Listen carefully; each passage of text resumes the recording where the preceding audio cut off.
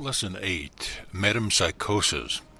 It is not our purpose to enter into a discussion of the world-old and worldwide doctrine of metempsychosis, rebirth, reincarnation, or re-embodiment, or by whatever other name it may be known. The modern world has awakened to a new knowledge of this ancient doctrine and truth, but in learning it has absorbed much error with the principle of truth. We shall not attempt to prove the doctrine of metempsychosis. All true occultists know that every soul which ever has experienced re-embodiment or rebirth has an intuitional assurance of truth of having lived before, sometime, somewhere, an assurance perhaps dim but still persistent.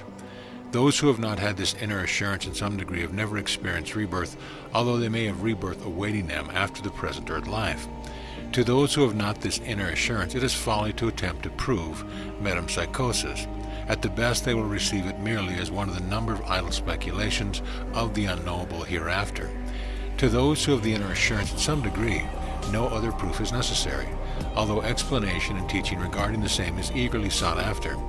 In this and the following lessons, we shall ask you to consider the arcane teaching regarding the details of metempsychosis, reincarnation, and rebirth. Many of the points of the teaching may seem strange and startling to those who have studied other teachings, but careful study and comparison will show the truth in spite of the contradictions from without. For the first point, listen to the aphorism. Aphorism 13. Know ye this first truth of metempsychosis. The ego is evolved from the personal self.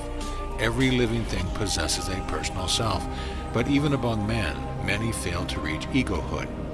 Egohood is earned, not bestowed as a universal natural gift. Many personalities are born, but few egos are evolved. Personality perishes in the astral world after the death of the physical body. Egohood persists in re-embodiment and rebirth. This startling truth embodied in aphorism is one of the fundamental principles of the arcane teaching. The majority of religions and philosophies have held to the idea of the universality of immortality, although there have been some notable exceptions to the rule. The arcane teaching, however, has always held that egohood, with survival and rebirth, is conditional and exceptional. It is held that there must be earned and evolved an ego before that ego may persist in re-embodiment and rebirth. Many of the ordinary teachings regarding reincarnation hold that there is a continuous chain of rebirth or reincarnation from the lowest form of animal life, and often still lower, to that of the advanced man and beyond. This is not so held in the arcane teaching. The arcane teaching holds that there is physical evolution from the very lowest life forms to the highest, up to a certain advanced stage to be noted hereafter. But the spiritual evolution begins only when the ego is evolved from the personal self of some creature on the plane of humanity, or some plane equal to it in other worlds. From thence on there is spiritual evolution and metempsychosis, rebirth or re-embodiment, which latter continues until the ego passes through the stage and thenceforth pursues its spiritual evolution without the necessity of rebirth. Most positively does the arcane teaching deny you that the ego as a soul has arisen by steps of spiritual evolution from the various soul stages of the animals. The arcane teachings also hold that the majority of human beings on earth today have not developed egohood and are therefore not likely to be reborn or re-embodied, but will, after a period of life in the astral world, in their astral bodies, again die and fade away, being resolved into their original elements in the cosmos. All living things have personality and are able to distinguish between me and not me, between their personal selves and the things of the outside world. But only a portion of the human race has developed the phase called by psychologists self-consciousness, or the sense of individuality, in which they are able to distinguish between the I and the me. By the me is meant the things of personality, the body, the mental states, the feelings, the desires, the characteristics of personality, etc. By the I is meant that transcendent something in oneself which is able to stand outside and apart and view the me as from outside. That's something which enables us to feel, I am. That's something which enables one to know that he is superior to the body or personality, and that he will always be, I am, no matter in what part of the cosmos he may be, or after how many eons of time he may say it. It is most difficult to describe this phase of consciousness, but those who have it will recognize it, and those who have it not will likewise realize the lack. Some may not recognize it under the term ego or the I am, but will understand when we say that which may be called soul consciousness, that is a consciousness that you are a soul, inhabiting a body and using a mind, a something over and above personality and mortal life, a something destined to live on and on and on, a something which feels and knows that it is. A great many people do not recognize this something within them, but instead believe that they have a soul, or will have one at least. Their idea of soul being something that will emerge from them after death. The true soul recognizes itself as being now. It can say, I am the soul here and now. This is egohood in its early stages.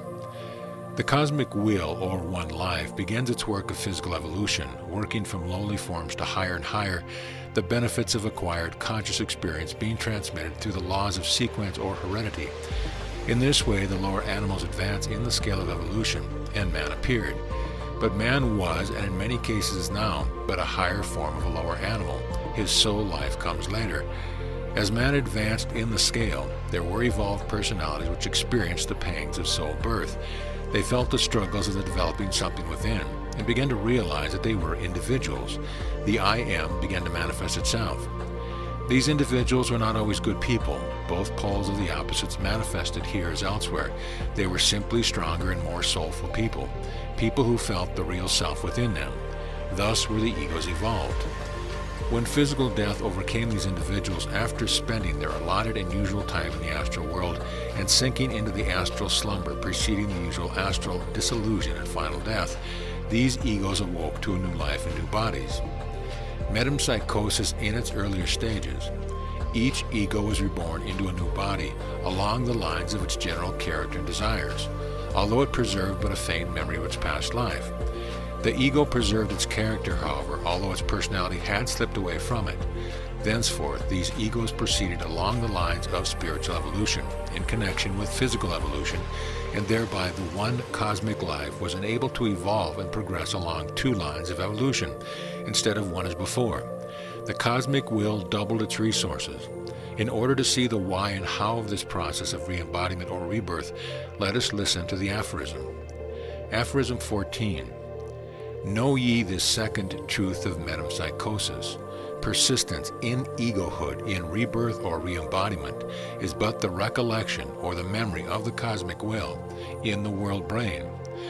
As the mortal brain recollects and thus embodies an idea or thing, so does the world brain recollect and thus embody the ego. This is the truth of metempsychosis and the phase of life beyond metempsychosis. To those who have deemed incapable of solution the how of re-embodiment, the truth contained in the above aphorism will come like a flash of lightning, illumining the darkness of midnight. The analogy is seen at once by those familiar with the laws of the mind and the phenomena of the brain. An idea or thing, the impression of which is in the memory, the occultists claim the memory to be a large astral in its nature, is recalled or recollected and immediately passes into the field of consciousness. And to pass into the conscious field, it must be embodied in the brain substance or cells. It must be given an appropriate body. The cosmic will remembers the ego in the astral world, and the world brain it again embodies it in material form. We urge you to study this carefully and thoroughly before proceeding further, in order that you may make this great truth your own for all time. Consider this. To be remembered by the cosmic will in the world brain is to persist in being. For whatever is so remembered cannot perish so long as the world brain persists and exists. And now listen to the aphorism, telling the third truth of metempsychosis. Aphorism 15. Know ye this truth of metempsychosis. In recognizing and knowing the I, the individual recognizes and knows the cosmic will, and the cosmic will knows and recognizes the individual. Egohood is mutual conscious recognition. All below this phase belongs to the subconscious plane of the world brain. In this aphorism is contained another remarkable truth. It informs us that the I am or soul, recognized by the individual even faintly, is the conscious recognition of the cosmic will or one life which is our real life. And likewise, such recognition is mutual, for in it also is comprised the recognition, the feeling possessed by many that they are far from home, accompanied by dim and bitter flashes of remembrance of a brighter, happier, and more glorious life on some higher plane in the past. But the lesson will be heeded, and these lost souls, who are strangers far from home, will follow the kindly light which will lead them on to home once more.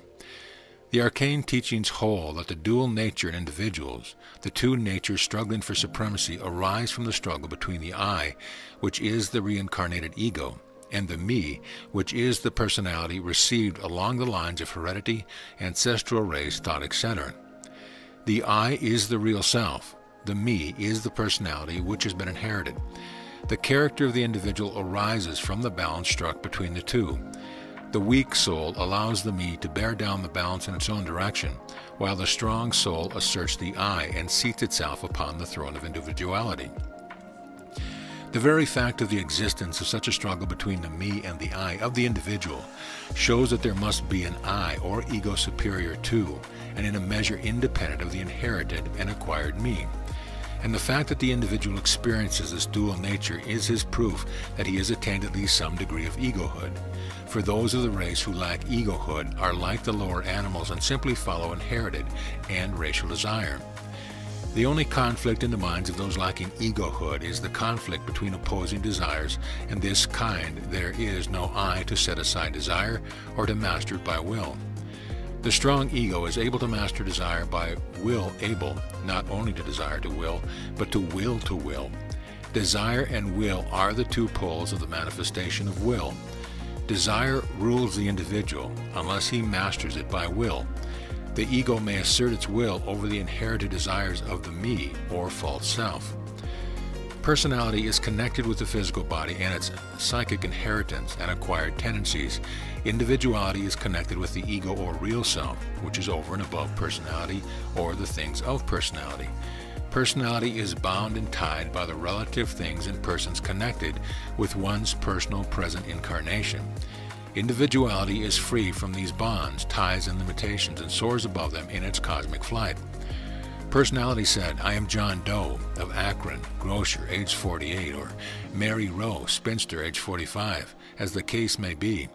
Individuality said, I am that which I am, above names and forms and personal sheath and vehicles. Each ego has been embodied in numerous personalities during the spiritual evolution. Old Atlantis, Chaldea, Egypt, Greece, and other ancient lands have known us. Rome, Tyre, Carthage, Babylon, Troy, and other cities of the past have been ours. We have worshipped Jove, Isis, Thor, Woden, Baal, Pan, and many other strange gods. We have learned many lessons, we have made many defeats and many victories, and we are now emerging into a conscious realization of what it all means. We have reached the point where we shall have some say in the matter.